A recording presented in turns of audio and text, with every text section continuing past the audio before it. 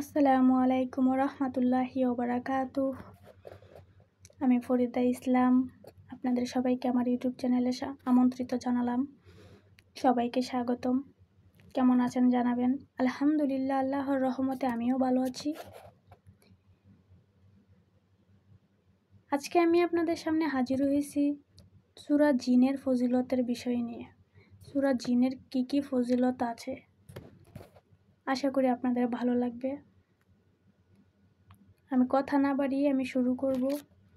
আপনাদের যদি কোনো উপকারে আসে এটা জানার পরে অবশ্যই কমেন্টে বলে যাবেন।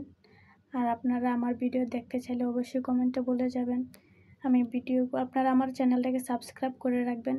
ইনশাল্লাহ পরবর্তীতে নতুন ভিডিও আপলোড হলে আপনাদের কাছে পৌঁছে যাবে ইনশাল্লাহ। তো চলুন শুরু করি। সূরা জিনের ফজিলত।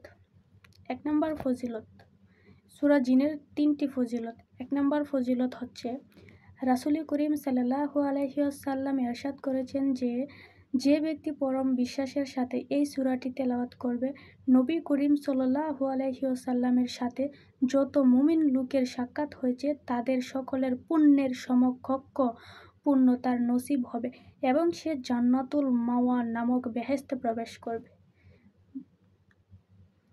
কি সুন্দর একটা ফজিলত। 2 নম্বর ফজিলত, জিন পরি বাধ্য করতে হলে পূর্ণ পবিত্রতার সাথে নির্ধারিত সময়ে নির্দিষ্ট স্থানে বসে বিসমিল্লাহ সহকারে 7000 বার সূরা জিন পাঠ করবে। ইনশাল্লাহ জিন পরি হাজির হতে বাধ্য হবে। 3 নম্বর ফজিলত, কারো চোখে কোনো রকম বেমারি দেখা দিলে এই সূরাটি 7 বার পাঠ করে রোগ আক্রান্ত চোখে ধম করবে। তাতে আল্লাহ তাআলার রহমতে চোখের যে কোনো পীড়া আরোগ্য হয়ে যাবে, যে কোনো রোগ ভালো হয়ে যাবে। তার দিকে তাকিয়ে আপনি যদি এই সূরাটি 7 বার পাঠ করেন, তার চোখের দিকে তাকিয়ে দম বন্ধ করে আল্লাহ তাআলা তার চোখের রোগ, যে কোনো রোগ ভালো হবে ইনশাল্লাহ। তাহলে এই ছিল সূরা জিনের ফজিলত। কোরআন শরীফে মোট 114টি সূরা আছে। তার মধ্যে হচ্ছে একটা সূরা জিনও আছে।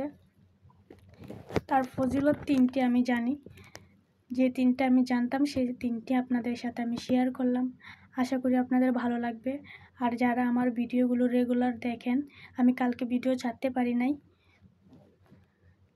তো এটার জন্য দুঃখিত। আজকে আমি সূরা জিনের ফজিলতের বিষয়ে জানালাম। যারা আমার ভিডিওগুলো দেখেন অবশ্যই আমার সম্পূর্ণ ভিডিওগুলো দেখবেন, আমাকে সাপোর্ট করবেন, আমি যেন আরও আগ্রহী হই ইসলাম প্রচারের দিকে। শুধু প্রচার করতেছি এটা বলে না, আমি নিজেকে মুসলিমে হিসেবে আরও ভালোভাবে তৈরি করার চেষ্টা করতেছি। শুধু মুসলিম দাবি করলেই মুসলিম হওয়া যায় না, নিজেকে মুসলিম, একজন সত্যিকারের মুসলিম মানুষ হিসেবে তৈরি করতে হবে, তৈরি করে গড়ে উঠতে হবে। তো সবাই ভালো থাকবেন, সুস্থ থাকবেন। আল্লাহ হাফেজ।